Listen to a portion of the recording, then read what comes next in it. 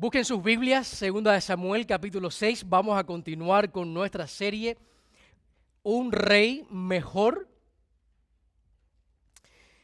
Y hay algo que esta semana yo estaba meditando en la predicación y viendo lo que sucede cada día a nuestro alrededor.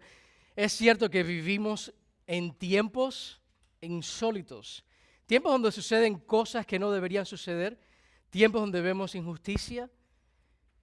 Vemos tragedias alrededor nuestro. Esta misma semana, la noticia del chofer de UPS que muere. Cosas que realmente nosotros vemos y traen dolor a nuestro corazón y nos recuerda de este mundo que es un mundo caído, un mundo donde el pecado es real, donde necesitamos y nuestros corazones nos recuerdan una vez más, Señor Jesús, ven pronto. Vivimos en un mundo incluso donde vemos cosas tan ilógicas como una banana pegada en una pared con un tape que se vende por $120,000. Vivimos en un mundo donde estamos sirviendo al Señor y suceden accidentes. Ayer estábamos aquí en la iglesia y Isaías se quemó la mano con agua caliente. Así que vivimos en un mundo difícil, en un mundo que nos recuerda que sabemos de que no está completamente bien, que hay algo que falta. Pero gracias a Dios que no estamos sin esperanza, ¿verdad? Y la Navidad es el recuerdo de que tenemos una esperanza segura.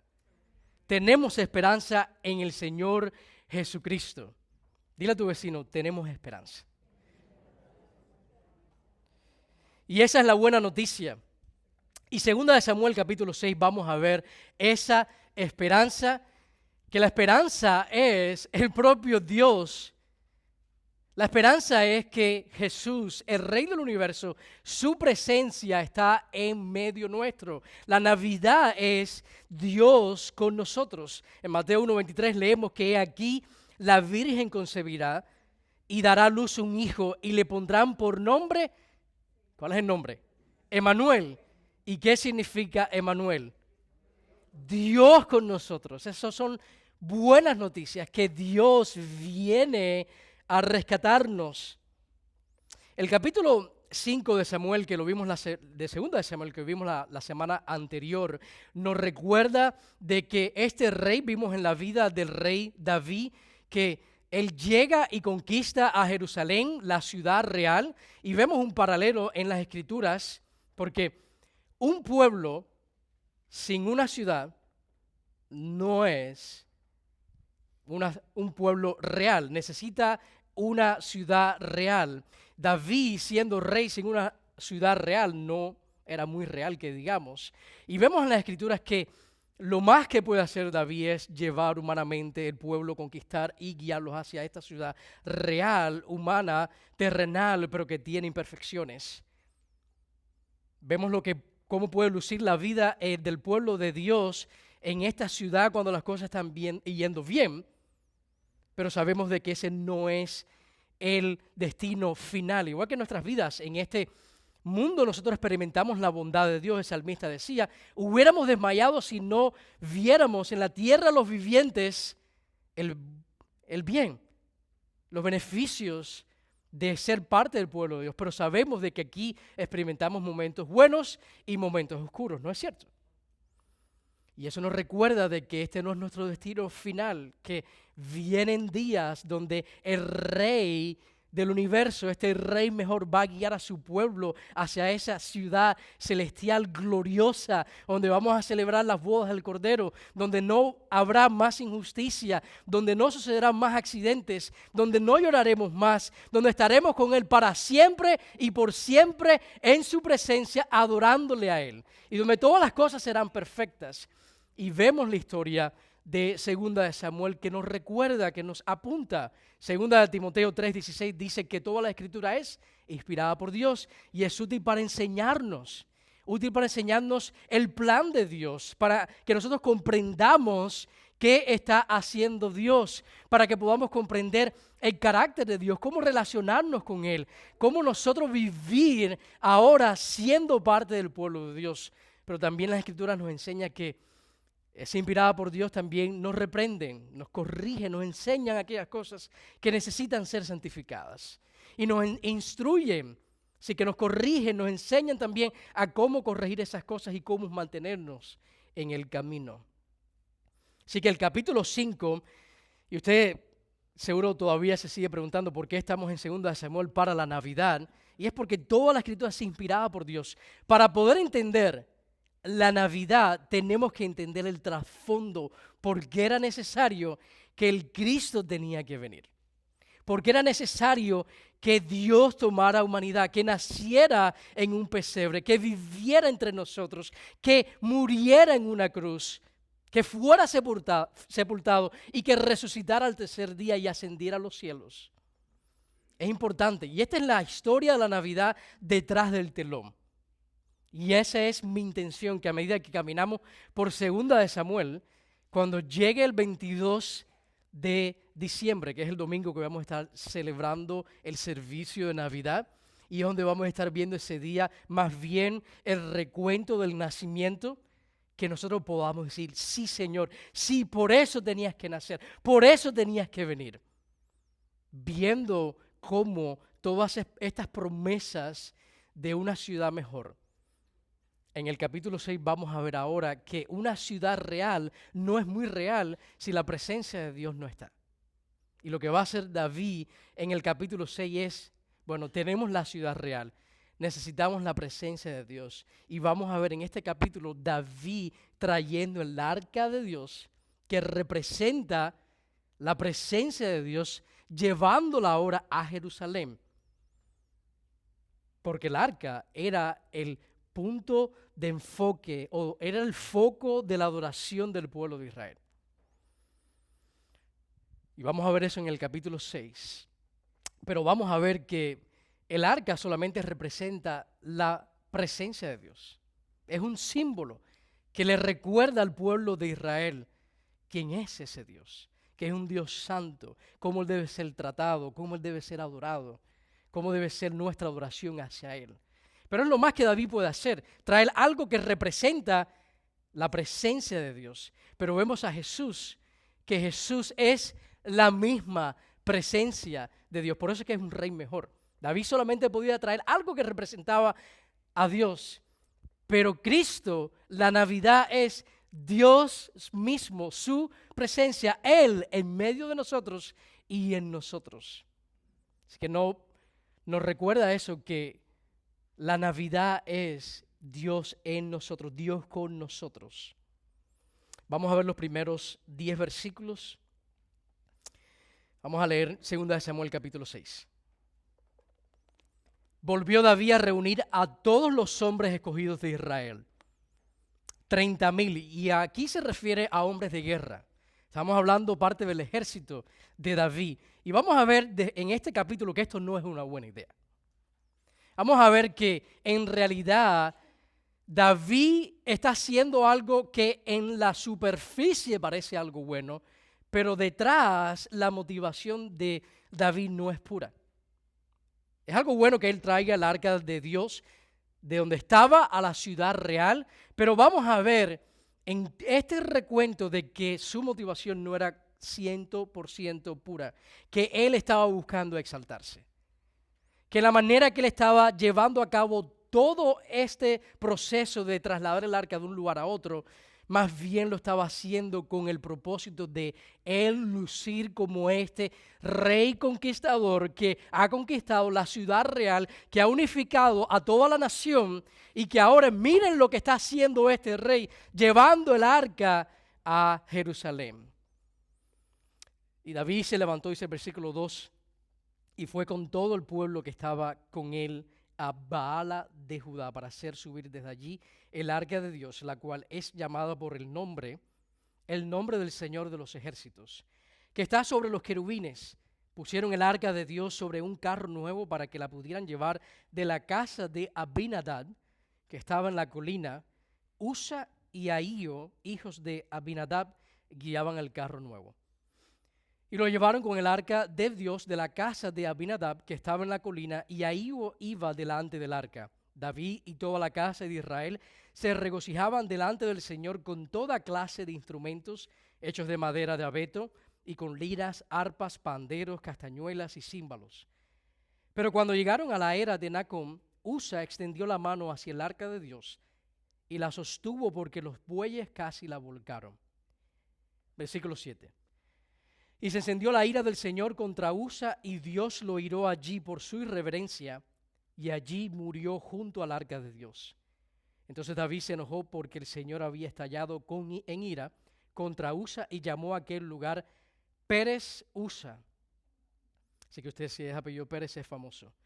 Pérez Usa hasta el día de hoy. David tuvo temor del Señor aquel día y dijo, ¿cómo podrá venir a mí el arca del Señor? Y David no quiso trasladar el arca del Señor con él a la ciudad de David, sino que la hizo llevar a la casa de Obed-Edom Geteo. Lo primero que David hace al conquistar Jerusalén es llevar este arca de Dios a esa ciudad. El arca de Dios, el arca para el pueblo de Israel representaba algo muy, pero muy importante. Y lo van a trasladar ahora desde Baala de Judá. Y tengo una foto para ustedes.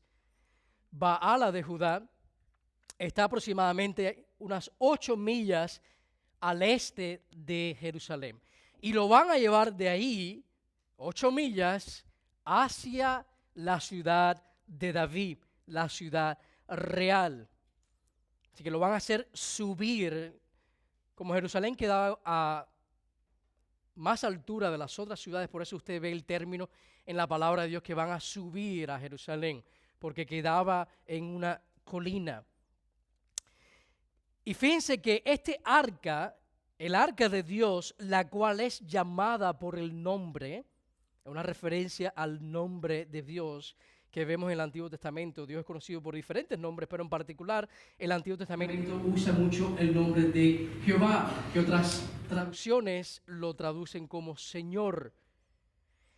El nombre del Señor de los ejércitos. Y esto es lo que se refiere que Dios es el Dios que reina sobre todos los ángeles. El Señor de los ejércitos es una referencia a los ejércitos de Dios, a los ángeles de Dios, y este arca es llamada por ese nombre.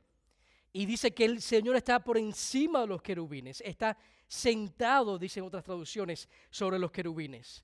El arca lucía aproximadamente de esta forma. Tiene 2 querubines por encima del propiciatorio, o en inglés a veces se le llama como el mercy seat, y después voy a hablar un poco más acerca de eso. Así que dice la palabra que el Señor está por encima, reina por encima de los querubines. La Nueva Versión Internacional dice que reina entre los querubines. La Reina Valera actualizada dice que tiene su trono entre los querubines. Está hablando acerca de la majestuosidad de Dios, que Dios es rey, que este Dios es un Dios real, que no hay nadie por encima del que habita, dice la Reina Valera contemporánea, que habita entre los querubines. Y la Reina Valera de 60, que muchos de ustedes usan, dice que mora entre los querubines. Este es el rey al cual el pueblo de Israel adora y el cual el arca les recordaba que Él es el rey de los ejércitos, que este Dios está por encima de todas las cosas. También vemos en ocasiones que al arca se le refiere como el estrado de los pies de Dios, que es donde reposan los pies de Dios. La imagen es que Dios está en el cielo reinando y sus pies reposan sobre el arca de Dios, el centro de adoración del pueblo de Israel. Primera de Crónicas 28:2. Entonces el rey David se puso en pie y dijo: escuchadme, hermanos míos y pueblo mío, había pensado edificar una casa permanente para el arca del pacto del Señor y para estrado de nuestro Dios. Nuestro Dios es un Dios glorioso que está por encima de todas las cosas y como rey en los cielos, sentado en su trono, está reinando, y el arca les recuerda al pueblo de Dios exactamente eso y simboliza su presencia, que Dios está en medio de su pueblo. Por eso que David tenía que llevar el arca de Dios a Jerusalén. Jerusalén es la ciudad real. ¿Y qué es una ciudad sin Dios? La palabra de Dios nos recuerda exactamente eso, de que nosotros mismos como pueblo de Dios no somos nada sin el Señor. Éxodo 33 dice Moisés que ¿qué es lo que nos hace diferente a nosotros entre las demás naciones? ¿Qué es lo que hace diferente a un cristiano de los demás? Es que Dios está en nosotros. Lo especial de nosotros no es nada en nosotros. Lo especial en nosotros es el Señor. Y el pueblo de Dios sin Dios no es nada. Y el arca, que fue diseñada por Dios mismo y construida en los días de Moisés, le recordaba al pueblo de Dios su presencia. Y es cierto que Dios es omnipresente. Dios está en todos lados, ¿verdad? Pero Él había escogido que en este lugar, en el lugar santísimo donde estaba el arca de Dios, ahí se iba a encontrar con su pueblo.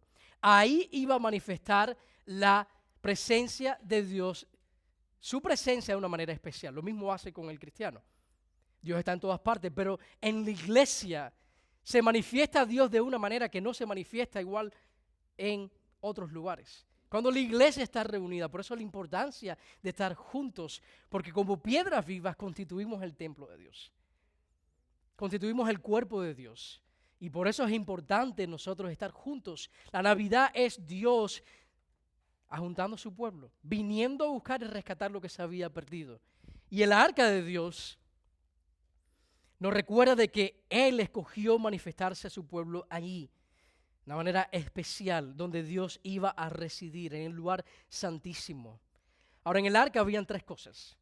Dentro del arca estaban las dos tablas de la ley, estaba la vara de Aarón que había reverdecido y estaba una vasija con maná. Hebreos 9 dice que detrás del segundo velo había un tabernáculo llamado el lugar santísimo. Tabernáculo puede ser una referencia a esta tienda, este lugar, a un cuarto. Había una habitación dentro del templo que tenía diferentes partes. En el centro del templo había este lugar que se llamaba el lugar santísimo. Y ahí estaba el arca de Dios, el cual tenía el altar de oro del incienso y el arca del pacto cubierta de oro, en la cual había una urna de oro, es decir, dentro del arca tenía una parte, como una caja, que contenía el maná, que habla acerca y nos recuerda la provisión de Dios, que Dios proveyó para el pueblo aún en medio del desierto. También tenía la vara de Aarón, que recuerda cómo Dios liberó al pueblo de Egipto y sacó al pueblo de esclavitud, los llevó a la tierra prometida. Y también tenía las tablas del pacto, la revelación de Dios, que Dios es un Dios que se va a conocer, que Dios no es un Dios lejano, distante, que Dios se acercó a su pueblo, que Dios tiene una relación personal con su pueblo. Así que el arca también representaba el perdón de Dios. Una vez al año, el sumo sacerdote, una vez al año, entraba al lugar santísimo y rociaba con la sangre del sacrificio sobre el altar, sobre el arca de Dios. Por eso esa parte se llama la parte del mercy seat o la parte del sacrificio, porque se rociaba ahí y se recordaba al pueblo el perdón de Dios sobre el propiciatorio a favor de toda la nación. Esa es la parte superior del arca. Eso representaba que Dios es un Dios misericordioso, constantemente recordándole a Dios. Sí, es un Dios santo, pero este Dios santo no tiene como meta aniquilarnos. Que este Dios glorioso tiene como meta salvarnos. Y ahí estaba la presencia de Dios. Cuando entendemos todos estos detalles acerca del arca de Dios, lo que representa su presencia, que representa su perdón, que Dios está con su pueblo, que Dios reina sobre ellos, que perdona a su pueblo. Cuando entendemos que el arca es el centro de la adoración del pueblo de Dios, los judíos no adoraban el arca, recuérdense de eso, pero el arca les recordaba a quien ellos adoraban. El arca representaba quién era el Dios al cual ellos adoraban, un Dios santo y glorioso sobre todas las cosas. Representaba la santidad de Dios que está en medio de su pueblo. Por eso que David lleva el arca de Dios desde este lugar a la ciudad real. La presencia de Dios en medio de ellos. Fíjense que si el arca de Dios es tan importante, que en 1 Samuel capítulo 4, cuando el pueblo de Israel está peleando los días de Elí, vemos al pueblo de Israel peleando contra los filisteos y están perdiendo en batalla. Lo primero que ellos hacen es decir, traigamos el arca de Dios, traigámoslos a la batalla, porque si esto representa la presencia de Dios y Dios está por encima de todas las cosas, si es el rey sobre todas las cosas, Dios no va a permitir que este arca sea capturado, que el pueblo de Dios sea derrotado. Y Dios le va a enseñar una lección a ellos, porque ellos estaban usando el arca de Dios para glorificarse a ellos y no tanto para adorar a Dios. Vemos que incluso los hijos de Elí estaban viviendo en pecado y el pueblo de Israel no estaba adorando a Dios, sino quería usar la adoración para exaltarse ellos, y Dios les enseña una lección y permite que capturen ese arca. Y el pueblo de Israel entonces es derrotado en batalla y se llevan el arca de Dios. Los filisteos se lo llevan a una de las ciudades reales en Filistea. ¿Y qué sucede en esa historia? Bueno, toman el arca y lo llevan para el templo del dios de los filisteos, el dios Dagón. Y lo que no sabían los filisteos era que Dios también les iba a dar una lección a ellos. Al siguiente día van los sacerdotes del dios Dagón y se encuentran que el dios Dagón está cara en tierra adorando el arca de Dios. Y para que nadie lo vea, enseguida recogen al dios Dagón, lo paran nuevamente y lo ponen ahí. Y dice la palabra de Dios que al siguiente día el dios Dagón estaba cara al suelo adorando al rey de reyes y señor de señores, pero ahora sin manos y cabeza. Y ya los filisteos no sabían qué hacer con el arca de Dios. Dijeron, saquemos de aquí el arca de Dios. Y lo mandaron para otra ciudad de otros príncipes de los filisteos. Y lo que sucede es que muchos de los filisteos mueren con tumores. Esto es en 1 Samuel capítulo 5. Vemos que los filisteos estaban ya hartos del arca de Dios porque estaban sufriendo las consecuencias de un Dios santo. Que Dios es un Dios santo, santo, santo. Al punto de que el arca de Dios no se podía incluso ni mirar. Cuando se transportaba el arca de Dios de un lugar a otro, era cubierto. Porque eso estaba apuntando a la santidad de Dios, que nadie se pueda acercar a Dios al menos que tenga una justicia perfecta. Y eso es lo que hace la Navidad.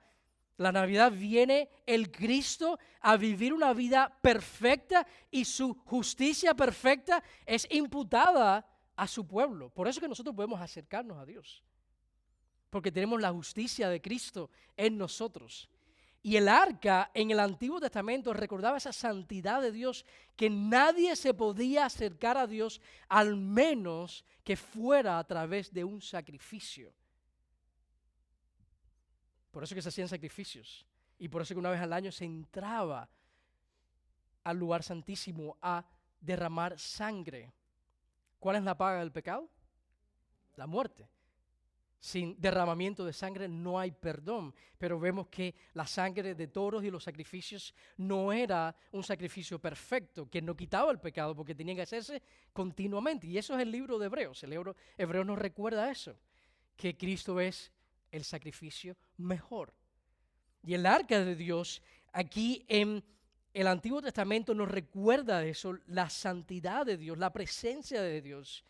Y en el capítulo 6 de 1 Samuel devuelven el arca a la tierra de Israel. Ya los filisteos estaban sufriendo las consecuencias de la santidad de Dios, que nadie se podía acercar a Dios, al menos que fuera a través de un sacrificio perfecto. Y agarran una carreta con 2 vacas acabadas de parir, que normalmente las vacas acabadas de parir no se separan de sus crías. Y ellos dijeron, bueno, vamos a ver si realmente es Dios el que está haciendo todas estas cosas o es coincidencia. Tomemos el arca, pongámoslos en esta carreta y estas 2 vacas alando esa carreta, y si este arca va junto a Israel y se separa de las crías, entonces sabremos que es el Señor, el Dios de Israel, el que nos ha hecho todas estas cosas. Bueno, llega el arca de Israel, el arca de Dios a la tierra de Israel. ¿Y cuál fue la actitud del pueblo de Israel cuando ven el arca de Dios? Dice que en 1 Samuel 6, 19 al 21, que el Señor hirió a los hombres de Bet-Semes, ahí es donde llega el arca, sale de la tierra de los filisteos, llega a Bet-Semes, pero el pueblo todavía no había aprendido la lección. ¿Qué fue lo que hizo el pueblo? Empezó a mirar el arca. Se habían olvidado realmente lo que esa arca representaba. Dice que el Señor hirió al pueblo porque habían mirado dentro del arca del Señor. Todo el pueblo hirió a 50,070 hombres.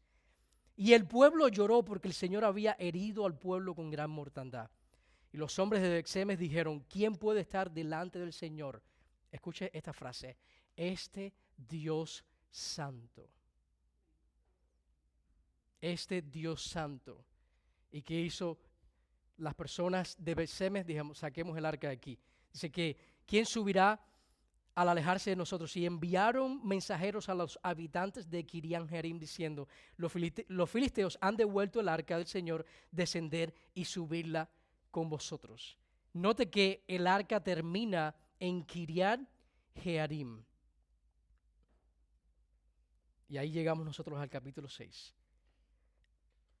Dice que David reunió al pueblo, David se levantó con todo el pueblo que estaba con él y fueron a Baal de Judá para hacer subir allí el arca de Dios, el cual se llama por su nombre. Dice en el versículo 3 que pusieron el arca de Dios sobre un carro nuevo para que la pudieran llevar de la casa de Abinadab. Abinadab vivía en esa ciudad. Ahí estaba el arca de Dios. Estuvo por muchos años durante el reinado de Saúl. Saúl no le interesaba el arca de Dios. La Biblia dice que el Señor bendijo a la familia que tuvo el arca de Dios. 50 años después, aproximadamente, vemos entonces a David querer llevar el arca de casa de Abinadab a Jerusalén. Por eso mismo, porque el arca representa la presencia de Dios, la santidad de Dios, la gracia de Dios. El arca en Jerusalén uniría al pueblo en adoración. Que el pueblo viniera a adorar a Dios en Jerusalén. Después vemos que un templo es construido en Jerusalén. Y pusieron el arca de Dios sobre un carro nuevo. Miren el versículo 3. Ahora la pregunta es, en el versículo 3, ¿de dónde aprendió David que el arca tenía que ser transportado de esa manera? ¿Quiénes fueron los últimos que transportaron el arca de Dios? Los filisteos. ¿Y cómo transportaron los filisteos el arca de Dios? En una carreta. Lo mismo que está haciendo David aquí. Bueno, eso le funcionó a los filisteos, ¿por qué nosotros no vamos a hacer lo mismo? Mala idea. Ahora dice que llevaron el arca de la casa de Abinadab, que estaba en la colina, y ahí iba delante del arca. Y esto todo aquí era un desfile militar. 30,000 escogidos, David vestido con su ropa real, con todo este ejército, y los 2 hijos de Abinadab, Usa y Ahío delante, uno guiando la carreta y el otro ahí sobre la carreta. Imagínense ese show. ¿Ustedes creen que eso se trataba más acerca de la gloria de Dios y adorar a Dios o de los logros de David?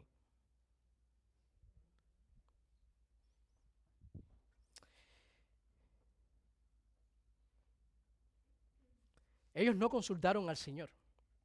Más bien le preguntaron al pueblo qué le gustaría. Primera de Crónicas 13:4, no lo voy a leer, pero Primera de Crónicas 13:4 nos recuerda que cuando David se estaba preparando para mover el arca de Dios, dice que consultó más bien al pueblo y no a Dios.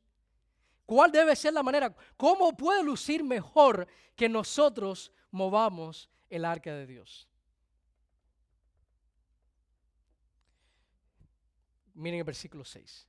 Pero cuando llegaron a la era de Nacón, dice que Usa extendió la mano hacia el arca de Dios y lo sostuvo porque los bueyes casi la volcaron. ¿Ustedes creen que los bueyes tropezaron por casualidad?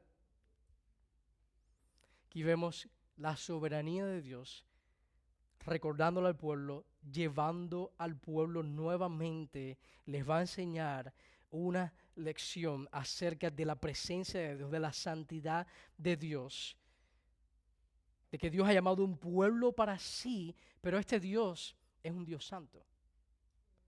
Por eso cuando cantamos, y a veces cantamos canciones donde escuchamos al niñito Jesús, tendemos nosotros a minimizar quién es nuestro Dios. Tendemos a minimizar que este Dios está por encima de los querubines, que reina sobre todas las cosas, que es el Señor de todos los ejércitos celestiales.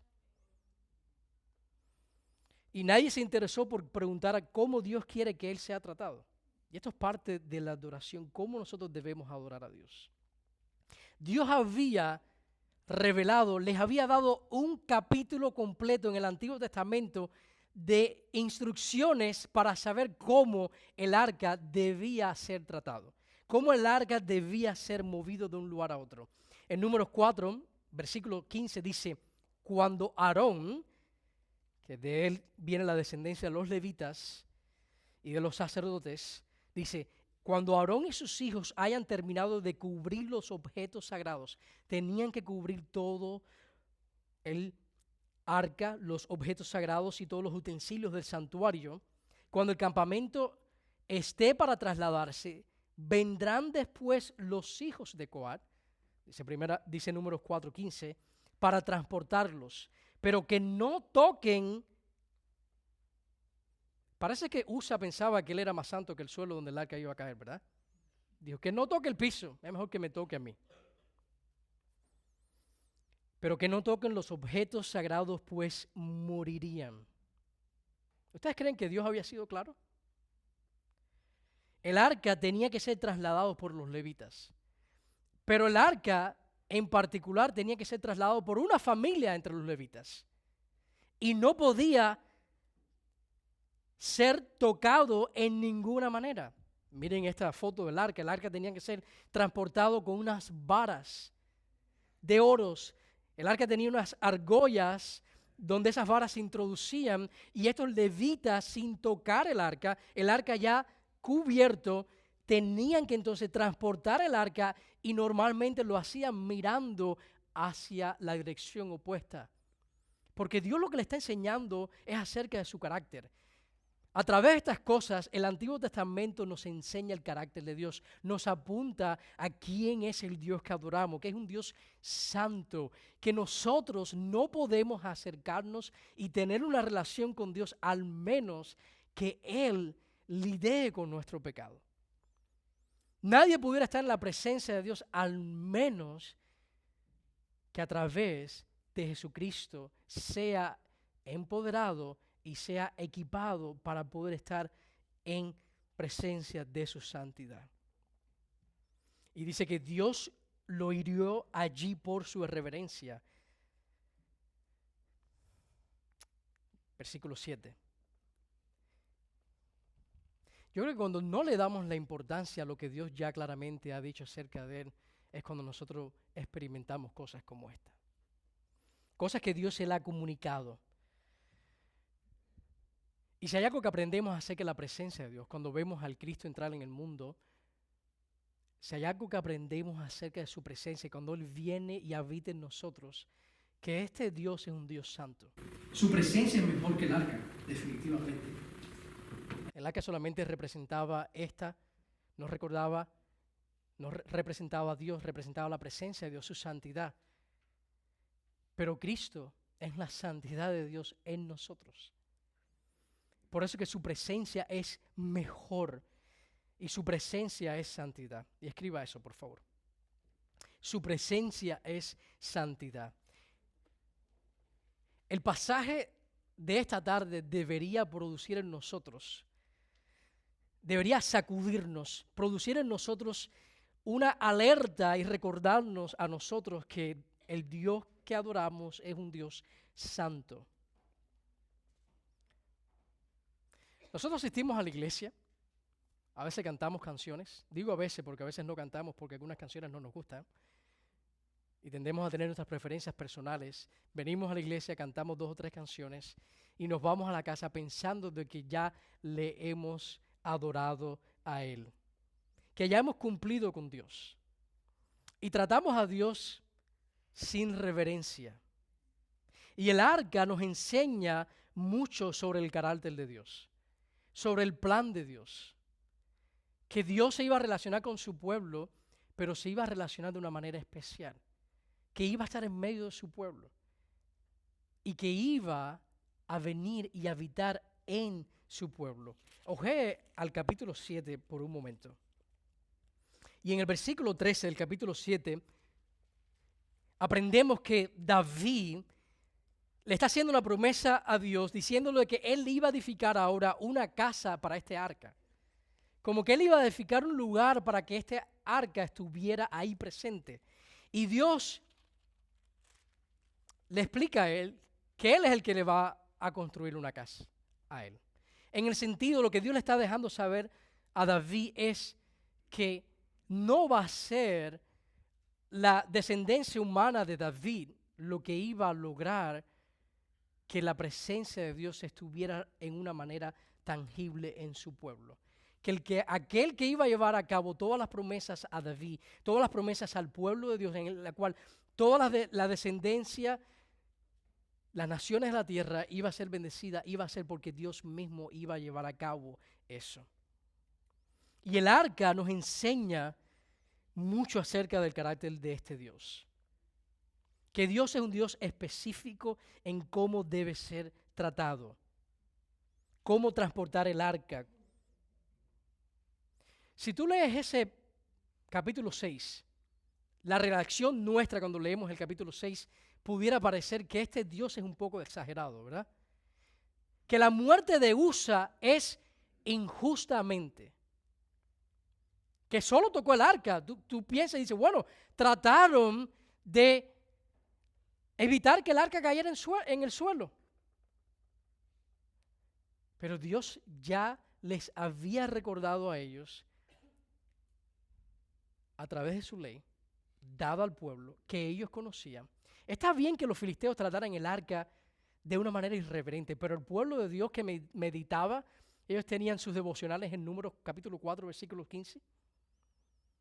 No era algo que ellos no sabían, pero ellos estaban usando el arca de Dios para promoverse. ¿Cómo luciría delante de todo el pueblo? Imagínense la ciudad real, esperando la llegada del arca, con el rey David, 30,000 hombres escogidos de guerra, y Usa sobre la carreta. ¿Ustedes creen que la gente no se hubiera impresionado y decir, wow, mira aquellos que guardaron el arca por 50 años, la casa que Dios bendijo? Miren qué familia más devota al Señor. Miren qué familia que sirve al Señor. Y lo que estaba sucediendo era que ellos estaban tratando de manipular la adoración a Dios para exaltarse a ellos mismos. Y Dios dice, yo soy un Dios santo. David parece estar haciendo algo bueno aquí. Pero este pasaje nos enseña a nosotros, es como una ventana a la santidad de Dios. David no buscó el consejo sabio, estaba copiando a los filisteos. Ahora, lo que Dios está permitiendo aquí es un momento de gracia para el pueblo de Dios. Es un momento de misericordia.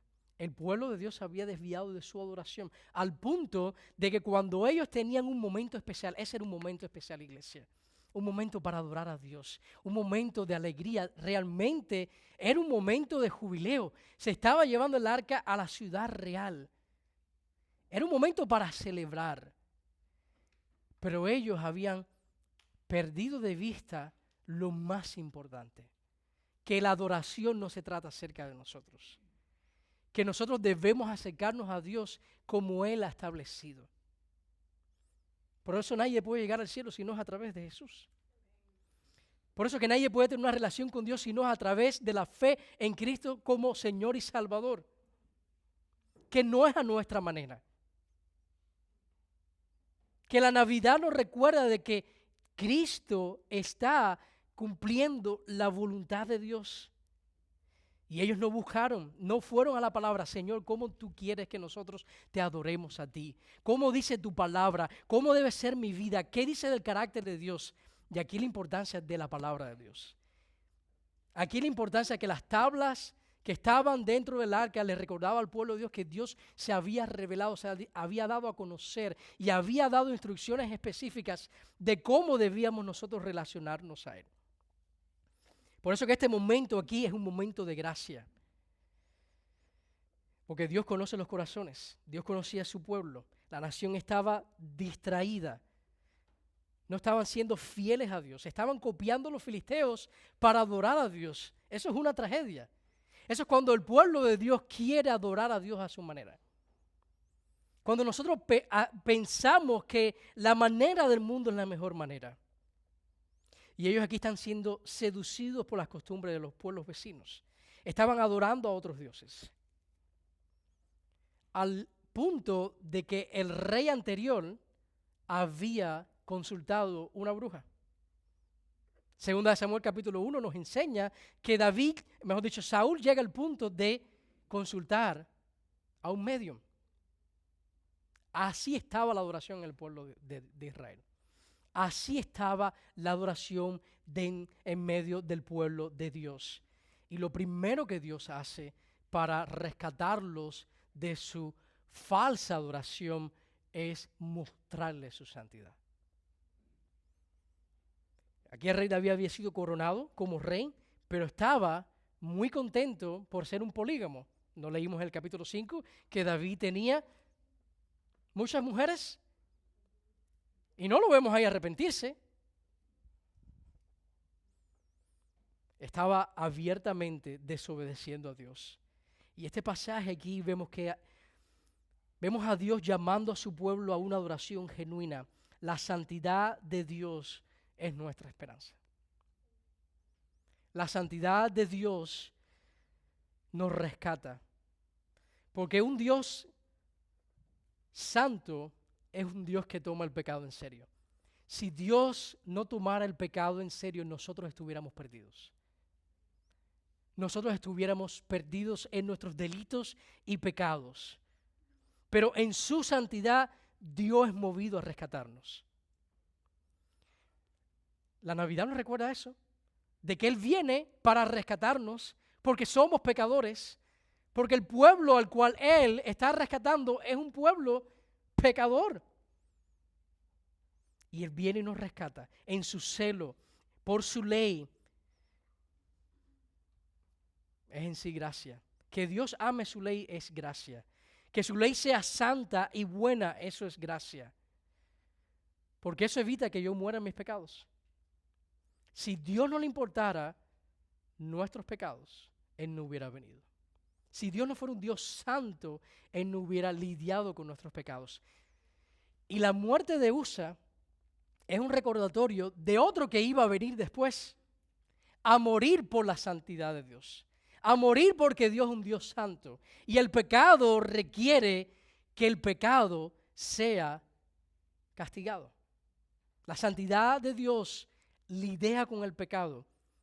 Y ese que viene después a morir para satisfacer la santidad de Dios, ¿quién es? Es Cristo. Es Dios en nosotros.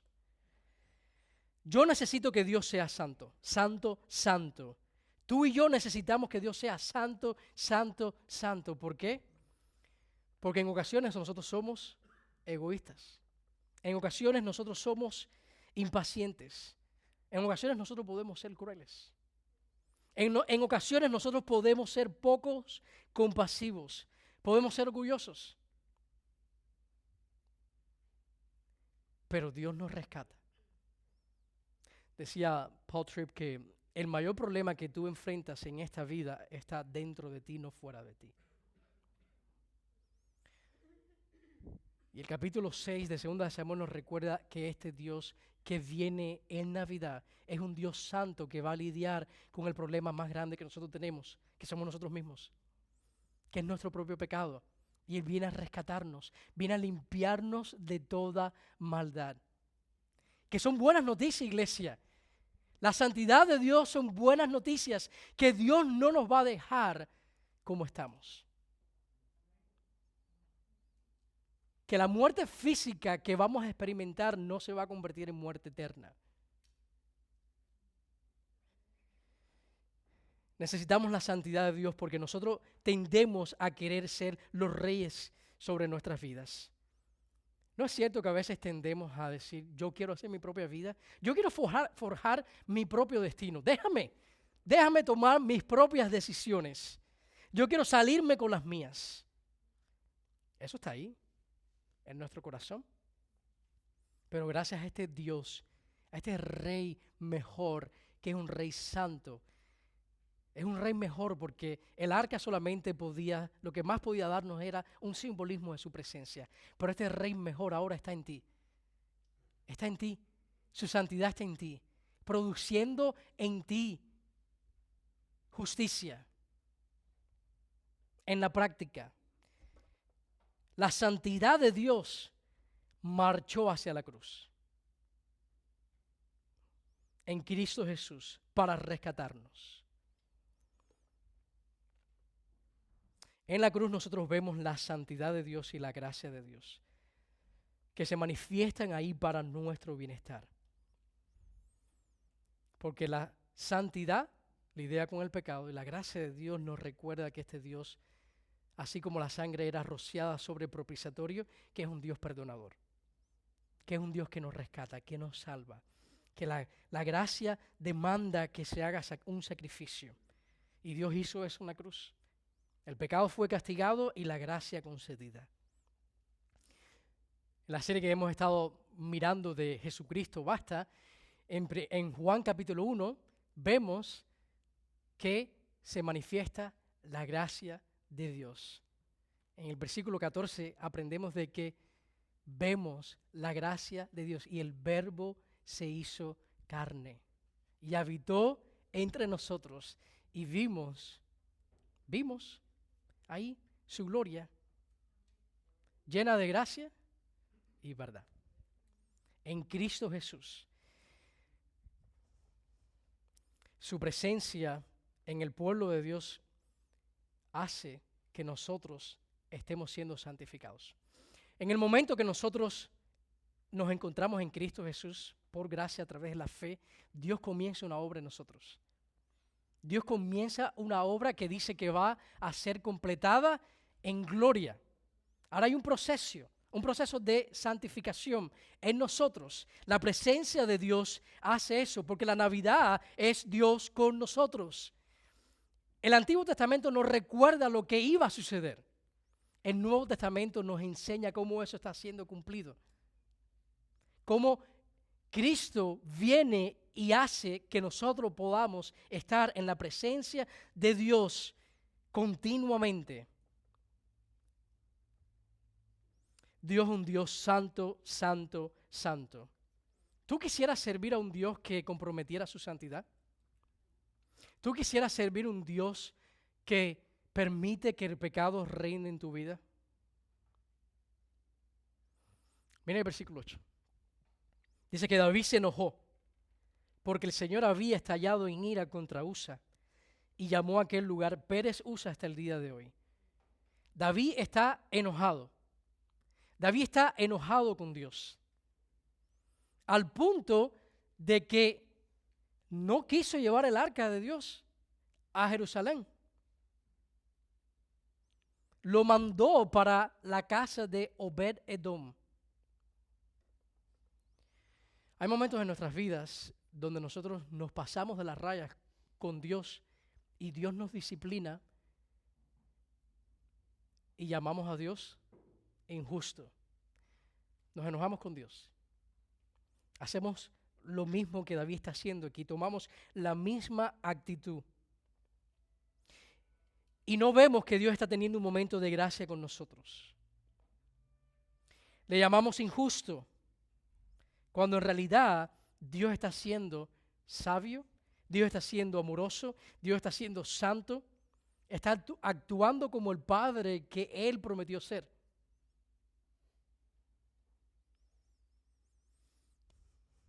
Yo creo que este es el momento para hacer esta pregunta, ya que todos están mirando hacia el frente. ¿Cuándo fue la última vez que tú te enojaste con Dios?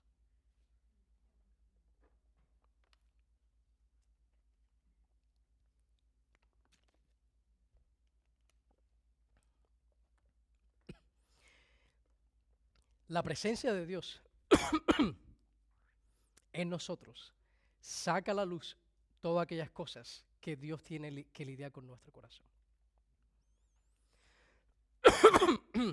Dice 1 Samuel 16:7, que el Señor dijo a Samuel, no mires a su apariencia ni a lo alto de su estatura. Esto es cuando Dios está levantando un nuevo rey en la nación, cuando llamó a ungir a David, y están todos los hijos de Isaí, el padre de David, con todos sus hijos. Dice, porque lo he desechado, pues Dios ve como el hombre, pues Dios ve no como el hombre ve, pues el hombre mira la apariencia exterior, pero el Señor mira el corazón.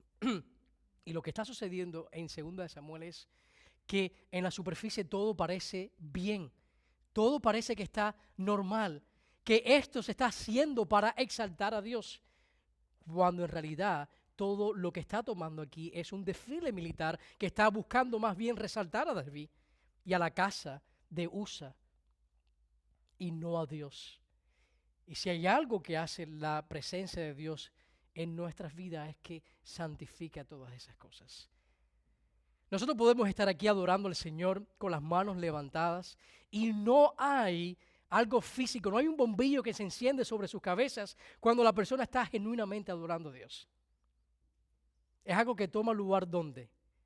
En el corazón, que ninguno de nosotros podemos ver. Pero, diga pero, Dios sí ve el corazón. Dios ve la realidad de lo que está tomando en nosotros. Y Dios ve la actitud del corazón.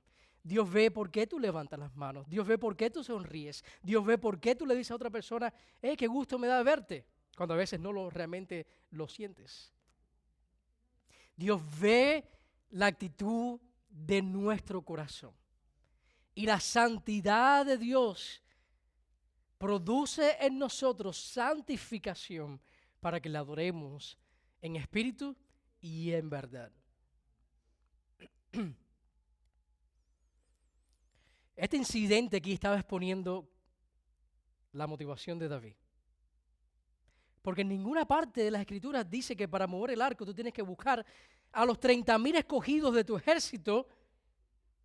¿Qué es lo que dice Números? Busquen a quién. A los levitas. Cubran el arca. Hay una familia en particular que debe transportar el arca. Hay una manera en particular que se debe transportar el arca. Y no se debe usar para tratar de promoverte a ti. Y Dios aquí los está a ellos santificando. Les está recordando su carácter, que aquellos que se acercan a Dios deben hacerlo con temor y temblor. Por eso tenemos que mirar la Navidad más allá del pesebre. No podemos mirar a nuestro Dios como un niñito. Nuestro Dios no es un niñito, sí, tomó humanidad, nació para nacer bajo la ley, para cumplir la ley, pero ese Dios que estaba ahí en forma de un niño es el Dios del universo.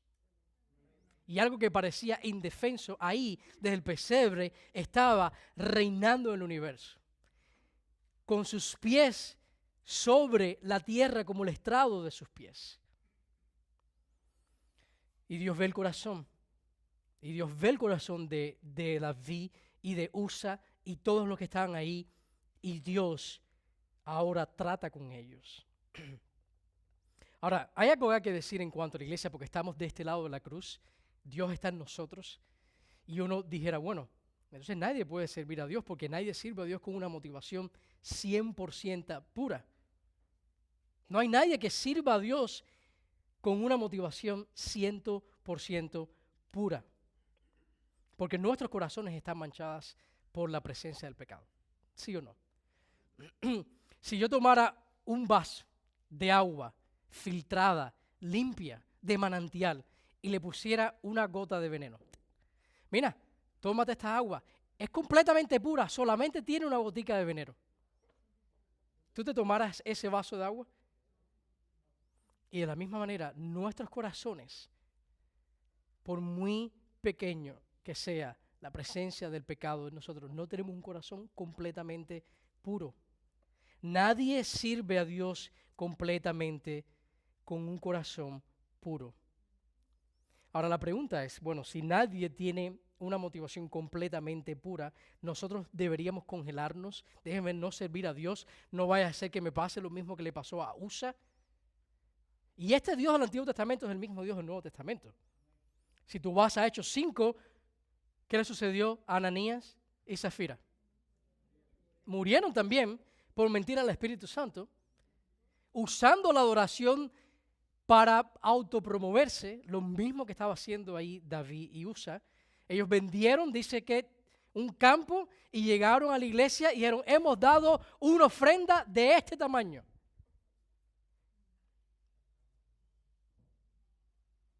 Murieron. Lo vemos también en 1 Corintios capítulo 11, donde personas habían muerto porque estaban tomando la cena del Señor de una manera indigna. Estaban viviendo en pecado y no estaban tomando en serio la santidad de Dios, que nosotros podemos adorar a Dios y al mismo tiempo vivir en pecado sin ningún remordimiento. Y Dios dice, no, eso es un no teológico. Porque Dios al que salva santifica. Porque el Dios del universo es un Dios santo, santo, santo. Y la presencia de Dios, miren el versículo 9 y 10. Que David tuvo temor del Señor y dijo, ¿cómo podrá venir a mí el arca de Dios? Y nuevamente esto aquí muestra el corazón de David. Dice, ¿cómo va a venir el arca de Dios a mí? David, ¿y quién te dijo a ti que se trata acerca de ti? El arca de Dios no es acerca de ti. El arca es de Dios para la gloria de Dios, para recordarle al pueblo de que Él es un Dios santo y que habita en medio de su pueblo y que reina como rey. Y la presencia de Dios en nuestra vida causa que nosotros lidiemos con nuestro pecado. Una de las evidencias de que alguien está en Cristo es la santidad. Aquellos que tienen vida eterna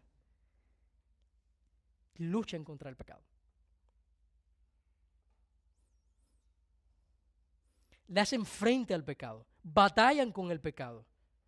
Y esa es la diferencia de servir a Dios, de adorar a Dios y de usar la adoración para nuestro beneficio.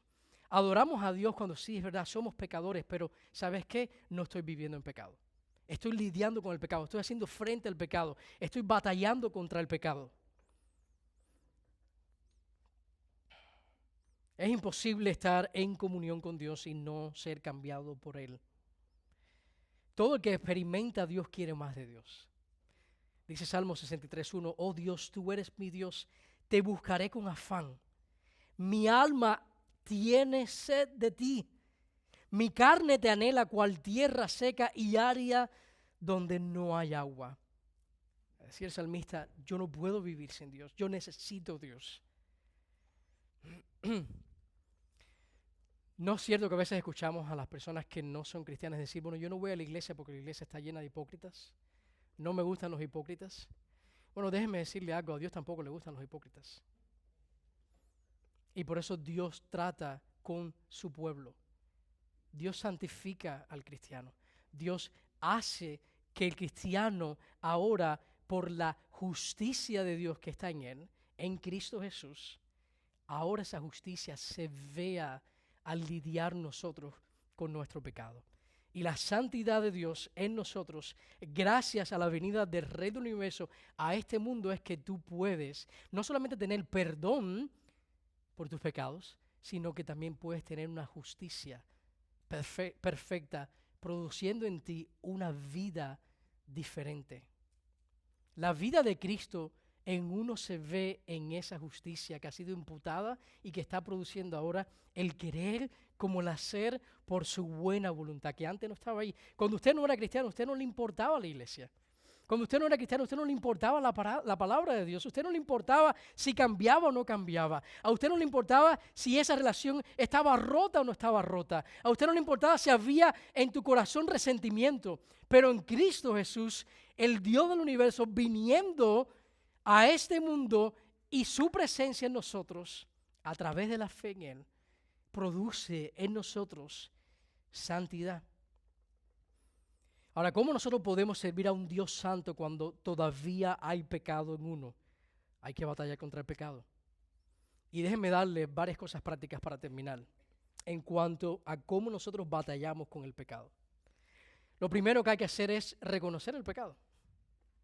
Reconociendo el pecado, no lo justifiques, no trates de razonarlo. Tenemos un doctorado en razonamiento cuando se trata de nuestro pecado. Dice Jeremías 3:13, solo reconoce tu iniquidad, pues contra el Señor tu Dios te has rebelado. Primero que todo, el pecado es una afrenta contra Dios, contra la santidad de Dios. Que en nosotros está un Dios santo, glorioso, que merece toda nuestra adoración y toda nuestra devoción, que merece que le digamos al pecado, se llama pecado. Que yo no puedo estar viendo pornografía y venir a la iglesia como si nada estuviera pasando y levantar mis manos. No, eso no está bien. Hay que lidiar con eso porque Dios es un Dios santo, santo, santo. Lo segundo es, no solamente hay que reconocer el pecado, hay que confesar el pecado. Hay personas que dicen, sí, yo soy pecador. Todo el mundo es pecador y se quedan ahí. No, reconocer el pecado con un corazón contrito y humillado, con un corazón que está contrito porque está pecando contra Dios, no solo te lleva a reconocerlo, sino te lleva a confesarlo. Dice Juan 1, 1 Juan 1, 8 y 9, si decimos que no tenemos pecado, nos engañamos a nosotros mismos y la verdad no está en nosotros. Ahora miren esto, si confesamos nuestros pecados, Él es fiel y justo para perdonarnos los pecados y para limpiarnos de toda maldad. Si hay algo que vemos en la gracia de Dios es que Dios no se complace en disciplinarnos. Dios no está esperando en el cielo, déjame ver cuándo esta persona va a fallar para que entonces les voy a permitir esto y esto en su vida para que aprenda. No, ese no es el Dios al cual adoramos. El Dios que adoramos estuvo dispuesto a sufrir nuestro pecado, a llevar nuestros pecados sobre Él y ser castigado Él para que nosotros no tuviéramos que sufrir esa condenación eterna. Por eso debemos confesar nuestros pecados y hacerlo unos a otros. No solamente a Dios, sino buscando la ayuda de otras personas. Lo tercero es orando por santificación. No solamente hay que reconocerlos, hay que confesarlos, sino sabemos que el pecado no es algo que nosotros mismos podemos vencer. Con Isabel a veces nosotros tenemos momentos de enseñarle y pastorearla donde en su corta edad ella reconoce que ha pecado y está convencida de su pecado, contrita por su pecado y dice, papi, no lo voy a hacer más. Y yo le digo, mi amor, sí lo vas a hacer. Lo vas a hacer de nuevo. Nuestra victoria no está en decir no lo voy a hacer más. Porque el pecado puede más que nosotros. Estábamos nosotros prisioneros del pecado. La salvación es Cristo rescatándonos y librándonos del poder del pecado. El pecado puede más que tú. No es decir, me voy a poner los pantalones y voy ahora a ser santo. Déjeme decirle una noticia rápida y directa. Eso no te va a durar mucho. Porque el pecado puede más que nosotros. Esa es la razón por la cual necesitamos un Salvador, un Rey que está por encima de todas las cosas y puede rescatarnos de nuestro propio pecado. Dice Juan 15:4, permanecer en mí y yo en vosotros. Como el sarmiento o la rama, una rama de un árbol no puede dar fruto por sí mismo si no permanece en la vid. Si tú arrancas una rama de un árbol, no puede dar frutos, al menos que esté conectada a ese árbol. Dice, así tampoco vosotros si no permanecéis en mí. Nuestra victoria es Cristo. La fuente de nuestra santificación es Jesús. Es la santidad de Dios en nosotros. Y es buscándole a Él, Señor, haz en mí lo que yo no puedo hacer por mí mismo. Eso es cierto para la salvación y es cierto para la santificación. No podemos salvarnos nosotros solos y no podemos santificarnos nosotros solos. Es Cristo en uno. Lo otro que debemos hacer es permaneciendo en su palabra. El Salmo 119, 11 dice, en mi corazón he atesorado tu palabra para no pecar contra ti. Hay que estar en su palabra. Y no solamente estar en su palabra, lo siguiente es obedeciendo su palabra. Hay muchos cristianos que leen la Biblia, pero no obedecen la Biblia. Hay muchos cristianos que conocen lo que la Biblia dice, pero no lo obedecen. David sabía lo que decía el Antiguo Testamento y no lo quiso hacer. Prefirió adorar a Dios a su manera. Y Dios le enseñó de que aquellos que se acercan a Él le deben tratar como santo. Y lo último es, no solamente obedeciendo su palabra, sino permaneciendo en comunidad. Déjenme leerle otro versículo antes. Gálatas 5:16 dice, obedezcan al Espíritu de Dios y así no desearán hacer lo malo. Eso en cuanto a obediencia a la palabra. Obedezcan al Espíritu. Obedezcan la palabra y no van a satisfacer los deseos de la carne. Y permaneciendo en comunidad, Hebreos 3:13 dice, exhortados unos a otros cada día. ¿Cuándo necesitamos la santidad de Dios? ¿Cuándo nos necesitamos los unos a los otros? ¿Cuándo necesitamos que Dios nos empodere? Cada día. Cada día. El tiempo en la palabra que tuviste ayer no te va a servir para hoy. Necesitas estar buscando al Señor cada día, porque Él es el que nos salva y el que nos mantiene. Un Dios santo. Cada día, mientras todavía se dice hoy, no sea que alguno de vosotros sea endurecido por el engaño del pecado. No se trata de autenticidad, se trata de santidad. Y su presencia es mejor. Su presencia permite eso. Un Dios glorioso en nosotros, santo, santo, santo, que santifica a su pueblo. Y la Navidad es parte de ese cumplimiento.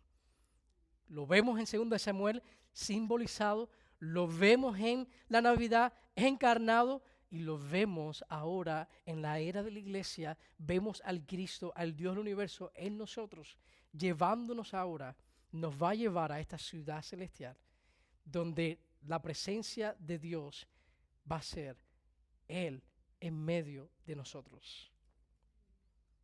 Jesús es un rey mejor. Y quiero terminar celebrando la cena del Señor. Yo creo que si hay algo que el pueblo de Dios tiene que tener es una teología grande de un Dios grande, pero una teología de una iglesia santa. Que el Dios que adoramos es un Dios santo, que merece toda nuestra adoración, que no hay nada mejor que pueda suceder en nuestras vidas que ser santificados. Lo que más gozo va a producir en ti, lo que va a saciar tu alma es la santidad de Dios en ti. El pecado te va a satisfacer por un momentico. La santidad de Dios es lo que sacia nuestras almas.